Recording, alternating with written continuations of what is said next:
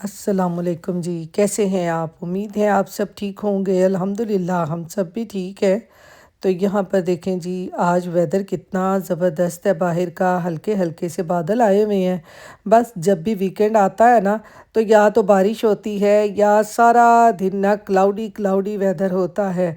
वरना अगर बच्चों ने स्कूल जाना हो ना, तो सुबह को क्या धूप निकली होती है। तो ये ज़रा मैंने कहा आपको अपने प्लांट्स भी दिखाऊं। ये देखें मेरे कितने ज़बरदस्त प्लांट्स हो गए हैं। तो खैर यहाँ पर अब होने लगी है जी नाश्ते की तैयारी। नाश्ते में आज मैं बनाने लगी हूँ सिर्फ चाय, क्योंकि आज ना मेरा दिल कर रहा है चाय के साथ ना फेनियाँ खाऊं। किस किस को बचपन का ज़माना याद है, ख़ास तौर पे पाकिस्तान में जब हम हुआ करते थे ना, तो फेनियाँ जो है ना, वो हम सुबह को लाजमी खाया करते थे। नाश्ते में पराठे नान चने भी खा लेने, लेकिन जब तक चाय के साथ फेनियाँ ना खानी, उतनी देर तक हमें मज़ा नहीं आता था। तो आज अब्दुल भी उठ गया हुआ है। आज सुबह के तकरीबन ना ये 11 बजे का टाइम है। तो बस आज तो अब्दुल लेट ही उठा है, वरना तो वीकेंड पे ना अब्दुल सुबह सुबह उठ के बैठ जाता है। आज तो मैं भी नमाज कुरान पढ़ के ना थोड़ी देर लेट गई थी। मैंने कहा चलें, हफ्ते में 2 दिन तो होते हैं सिर्फ आराम करने के लिए, वरना तो डेली रूटीन होती है कि नमाज पढ़ने के बाद ही ना हमारे काम शुरू हो जाते हैं। तो यहाँ पर ये देखें, चाय मैंने पकने के लिए रख दी है और आज हम खाएंगे जी नाश्ते में ये फेनियाँ। ये हम ना ईद पे लेके आए थे, तो ईद पे नाश्ता था मेरे देवर की तरफ। तो बस हम लोगों ने ना तब की यूज़ ही नहीं की। तो आज मैंने जैसे ही अलमारी खोली तो मैंने देखी, तो मैंने फिर अब्दुल से कहा कि आज ना ये खाते हैं। मेरे अब्दुल को भी बहुत पसंद है। मैं तो यहाँ पर खाऊंगी कप में, लेकिन अब्दुल को मैं दूंगी बाउल में, क्योंकि आपको पता है बच्चों के लिए कप में खानी ना बहुत मुश्किल हो जाती हैं।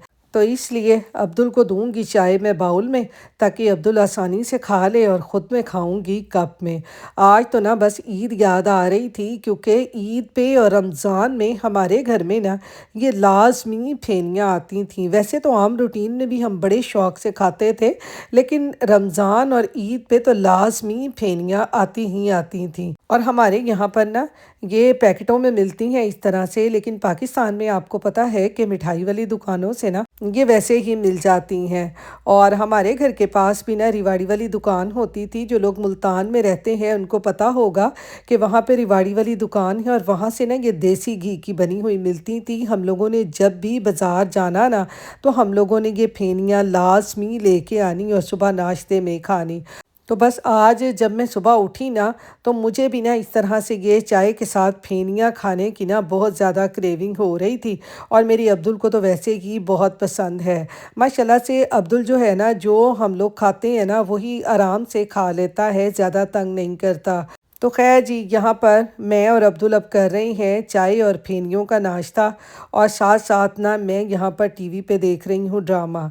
तो बस सुबह के वक्त नाश्ता करते हुए ही थोड़ा सा टीवी देखा जाता है। बाकी आपको पता है सारा दिन बच्चों ने गेमें खेलनी होती हैं, तो फिर टाइम ही नहीं मिलता। अस्सलाम वालेकुम जी, बाहर देखें जी क्या बारिश हो रही है। आज तो हम बाहर निकले ही नहीं, तो बाहर हो रही है बारिश। पौधों को पानी भी मिल रहा है बारिश का। छम छम बारिश हो रही है। तो यहाँ पर है जी आज वीकेंड, और वीकेंड पे अक्सर हमारे इधर ऐसे ही होता है कि बारिश शुरू हो जाती है, वेदर ख़राब हो जाता है। जब बच्चों को 2 दिन की छुट्टी होती है, बच्चे कहीं भी आ जा नहीं सकते।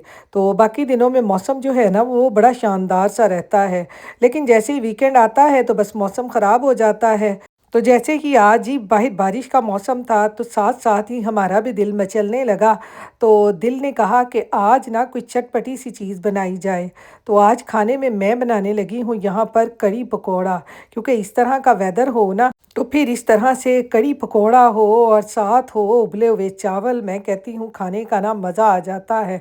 मौसम के साथ साथ दिल का मौसम भी जो है ना, वो भी बाग बाग हो जाता है। तो मैंने कहा चलें आज ना कड़ी पकौड़ा बनाते हैं। वैसे भी ना कड़ी पकौड़ा जो है वो मेरे घर में ना बड़े शौक से खा लेते हैं सभी। अब्दुल भी खा लेता है और मेरे हस्बैंड भी खा लेते हैं। वैसे अगर कड़ी पकौड़ा की बात करें तो कोई भी घर ऐसा नहीं है जहाँ पर कड़ी पकौड़ा ना शौक से ना खाया जाता हो। पाकिस्तान में तो जैसे ही घरों में कड़ी बनती थी ना, तो हमसायों में पता चल जाता था ना, तो साथ ही हमसाए भी ना कड़ी पकौड़े के हिस्सेदार हो जाते थे कि हमने भी ना कढ़ी खानी है। तो बस पाकिस्तान की कढ़ी का तो अपना ही मज़ा है। पाकिस्तान में जो लस्सी होती है ना, उससे जो कढ़ी बनती है उसका अपना मज़ा होता है। अल्लाह बख्शे हमारी अम्मी ने ना जब भी कढ़ी बनानी ना, तो उन्होंने ना दूध वाले से कह देना और दूध वाले ने ना वो बाटल में लस्सी ला देनी। वो खट्टी खट्टी सी लस्सी होती थी और उसकी कढ़ी बड़ी मज़े की बनती थी। तो यहाँ पर तो खैर यहाँ पर जो हम दही यूज़ करते हैं ना, वो भी थोड़ा बहुत खट्टा ही होता है, लेकिन यहाँ पर ना बनी बनाई लस्सी भी मिलती है गोपी लस्सी के नाम से। मैंने एक दो दफ़ा न्यू जर्सी में ना उससे भी कढ़ी बनाई थी, बहुत मज़े की कढ़ी बनती थी। जो मेरी इंडियन दोस्तें होती थी ना, वो तो हमारी कढ़ी की ना दीवानी होती थी। उनको पता चल जाता था ना हमारे घर में कढ़ी बनी है, तो उन्होंने कहना कि बस हमें भी कढ़ी खिलाना। तो बस जहाँ हमने इतना अरसा गुजारा हो ना, वहाँ के लोगों के साथ हम मिले हों, तो बस उनकी जो बातें हैं ना, वो जब भी हम कोई चीज़ बनाते हैं या कुछ करते हैं तो उनकी बातें हमेशा याद आ जाती हैं। तो ख़ैर अब मैं यहाँ पर बना रही हूँ कढ़ी का बैटर। कढ़ी का बैटर आज मैं ना ब्लेंडर में नहीं बना रही। मैंने कहा कि बाज़ औक़ात होता है ना, जैसे आजकल पाकिस्तान में लाइटें जा रही हैं, किसी के घर में बिजली नहीं होती, तो इस तरह से आसानी से ना कढ़ी का बैटर बन जाता है। ज़रूरी नहीं है कि हम ब्लेंडर ही यूज़ करें बैटर बनाने के लिए। इस तरह दही को थोड़ा सा फेंट लें ताकि इसमें लंप वगैरह ना हो, और फिर आपने जितना बेसन डालना है इसमें उतना बेसन डाल के इसको इस तरह से पानी डाल के मिक्स कर लें। तो यहाँ पर ये देखें, जो हमने कढ़ी बनानी है उसका बैटर कितना ज़बरदस्त तैयार हो गया है। देखिए मैं आपको स्पून से दिखाती हूँ कि इसमें कोई भी अब लंप नहीं है। और दूसरी तरफ देखें हमारा जो मसाला है वो भी तैयार हो गया है। आप कढ़ी का मसाला कैसे बनाते हैं? मैं तो कढ़ी का मसाला इस तरह से बनाती हूँ जैसे ना पुलाव के लिए हम नहीं मसाला बनाते, बिल्कुल वैसे ही मसाला बनाती हूँ। लेकिन मैं जब भी कढ़ी बनाती हूँ ना, इसमें हल्दी का इस्तेमाल ज़्यादा करती हूँ, क्योंकि इससे ना कढ़ी का कलर बहुत ज़बरदस्त आता है। खैर आपको पता है कि खाना बनाने का ना जो तरीका है वो हर एक का मुख्तलिफ होता है। तो मैं तो कढ़ी इस तरीके से बनाती हूँ जब से मेरी शादी हुई है। पाकिस्तान में हमारी अम्मी जो थी वो डिफरेंट तरीके से बनाती थी, और मेरे ससुराल में कढ़ी बनती है इस तरह से। आपके घरों में कैसे बनती है मेरे साथ ज़रूर शेयर कीजिएगा, मैं ज़रूर ट्राई करूँगी। तो खैर कढ़ी को पकने के लिए मैंने रख दिया है। तो यहाँ पर ये देखें अब्दुल आ रहा है अपने पेट का सामान, क्योंकि आज अब्दुल की आनी है पेट। तो सामान देख के आपको अंदाज़ा हो गया होगा कि अब्दुल ने क्या चीज़ पेट रखनी है। जी अब्दुल ने रखनी है पेट फिश। उस टेबल पे रखना है। तो ये यहाँ पर जी अब्दुल की फुफ्फो ने अब्दुल को ला के दिया है ये सारा फ़िश का सामान, क्योंकि अब्दुल ने फ़िश को पेट रखना है। क्योंकि कैट तो इनके पास है लेकिन अब फ़िश नहीं है, तो इसलिए अब आएगी जी हमारे घर में फ़िश। ये क्या चीज़ें हैं? फिश नहीं है। हाँ पाइनएप्पल है ना, उसमें रखना है। वो उससे एक स्पंज बॉब मूवी होती है उसका है। हमें डेकोरेशन दी हुई है। इसको पहले धोना पड़ेगा। पता है वो आप ही को पूछेंगे।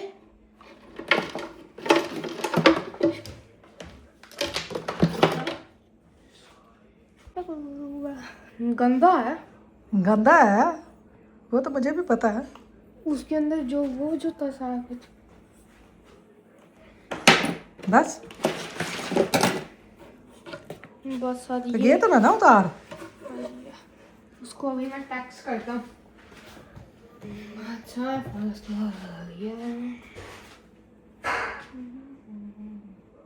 तो यहाँ पर जी फ़िश का सामान तो आ गया है सारा। अभी थोड़ी देर तक देखें अब्दुल की पेट फ़िश भी आ जाएगी, और मैं आ गई हूँ इधर अपनी कढ़ी की तरफ दोबारा। तो देखें कढ़ी को मैंने कितना पकाया है, इतनी गाढ़ी हो गई है।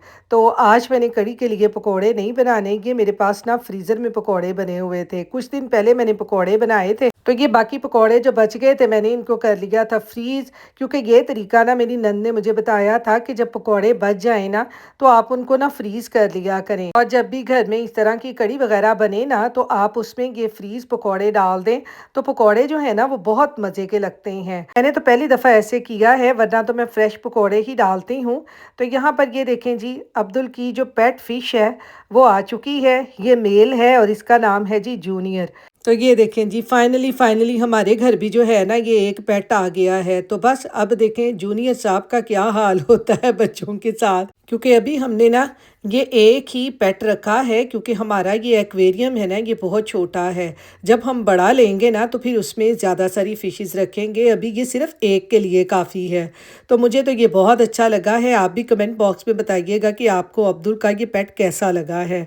तो ख़ैर यहाँ पर ये देखें जी, कढ़ी हमारी जो है वो तैयार हो चुकी है। पकौड़े भी माशाल्लाह से ये देखें फूल गए हैं और ज़बरदस्त हो गए हैं। मुझे तो ये तरीका अच्छा लगा है कि जब भी घर में पकौड़े ज़्यादा बन जाते हैं ना कभी कभार, तो इस तरह से फ्रीज़ कर लें और बाद में कढ़ी बनाएं। टाइम की बचत हो जाती है, पकौड़े बनाने की ज़रूरत नहीं पड़ती, जल्दी जल्दी से कढ़ी बन जाती है। वरना आपको पता है कि कढ़ी में सबसे ज़्यादा टाइम जो है ना वो पकौड़े बनाने पे ही लगता है, क्योंकि जब हम पकौड़े बनाने खड़े होते हैं आधे से ज़्यादा तो उसमें घर वाले वैसे ही खा जाते हैं। तो इसलिए घर वालों को ना बताए बगैर इस तरह से कढ़ी बना लें फ्रीज़ पकौड़ों के साथ। तो दूसरी तरफ यहाँ पर ये देखें मैंने चावल भी बॉईल करने के लिए रखे हुए हैं, और यहाँ पर ये देखें दूसरी तरफ मैंने पैन रख लिया है कढ़ी को तड़का लगाने के लिए। तो क्या आप लोग भी कढ़ी को तड़का लगाते हैं? क्योंकि बहुत सारे लोग होंगे जो कढ़ी को बिल्कुल तड़का नहीं लगाते, लेकिन मेरे ससुराल में ना कढ़ी को लाजमी तड़का लगाया जाता है, सिर्फ ज़ीरे का। और यहाँ पर साथ साथ मैं कढ़ी को हिला रही थी, क्योंकि अब जो है ना कढ़ी हमारी थिक हो गई थी काफ़ी, और इसने ना नीचे लगना शुरू कर दिया था। मैंने कहा इससे पहले कि और ज़्यादा लगे जल्दी से तड़का लगा लें। तो यहाँ पर पैन में मैंने डाला है थोड़ा सा ऑयल, और इसमें मैं डालूँगी थोड़ा सा ज़ीरा, और साथ में ये सुर्ख लंबी वाली मिर्च डाल लें, गोल वाली मिर्च डाल लें। ये भी तड़के में ना बहुत ही अच्छी लगती है। और साथ ही साथ इसमें मैंने यहाँ पर ना थोड़ी सी कसूरी मेथी भी डाल दी थी। इसका फ्लेवर भी कढ़ी हो दाल हो उसमें बहुत मज़े का लगता है। तो खैर यहाँ पर तड़का हमारा हो गया है जी तैयार। अब लगाते हैं इसको कढ़ी को, और फिर गर्मा गर्म जो है ना वो चावलों के साथ खाएंगे। तो यहाँ पर ना जैसे ही मैंने तड़का लगाया वैसे ही तड़के की भीनी भीनी खुशबू जो है ना वो मेरे हस्बैंड के नाक में गई, और मेरे हस्बैंड ना उठ गए, और मेरे हस्बैंड ने साथ ही उठते ही कहा कि घर में आज कढ़ी बनी है तो पकोड़े कहाँ हैं? तो हमने भी आगे से जवाब दिया, आज हमने गैबी पकोड़ों की ना कढ़ी बनाई है, क्योंकि हमने तो इसमें फ्रीज़ किए हुए पकोड़े यूज़ किए हैं। हमने तो आज झटपट कढ़ी बनाई है फ्रीज़ किए हुए पकौड़ों से। तो यहाँ पर ये देखें जी कढ़ी हमारी जो है वो बिल्कुल तैयार हो चुकी है। अब आपने मुझे कमेंट बॉक्स में बताना है कि आपको मेरी कढ़ी जो है वो कैसी लगी है। तो खैर अब मैं तो जल्दी जल्दी से खाने लगी हूँ। भाई कढ़ी कढ़ी पकी हो तो फिर तो रहा नहीं जाता। तो बस चाहे जितना मर्जी पेट हमारा फुल हो, फिर भी हमने कहना है कि थोड़े से चावल तो हम कढ़ी के साथ खाएंगे। एक कढ़ी और दूसरी दाल, इसके बगैर तो हमसे ना रहा नहीं जाता। आप लोग क्या कहते हैं? क्या आप लोगों के साथ भी ऐसे ही होता है? मेरे साथ तो इस तरह से बहुत होता है। घर में कढ़ी और दाल पकी हो ना तो बस मेरा तो यही दिल करेगा कि अब कुछ भी हो बस मैं खा लूँ। तो यहाँ पर ये देखें कितनी मज़े की हमारी जो है ना ये कढ़ी पकौड़ा बनी है। आप लोगों के घर में भी इस तरह से पकौड़े बच जाए ना, आप भी उनको फ्रीज़ करके ये कढ़ी बनाएं, बहुत मज़े की बनती है। तो खैर कढ़ी पकौड़ा तो हमने खा लिया है। अब अब्दुल जा रहा है अपनी फुप्पो की तरफ कैट से मिलने के लिए, क्योंकि आज वो सुबह से नीचे ही नहीं आई तो अब्दुल हो गया था उदास, और मैं यहाँ पर बैठी टीवी देख रही हूँ। तो चलें इसके साथ ही अपने व्लॉग का एंड करती हूँ। अपनी दुआओं में याद रखिएगा। अल्लाह हाफिज़।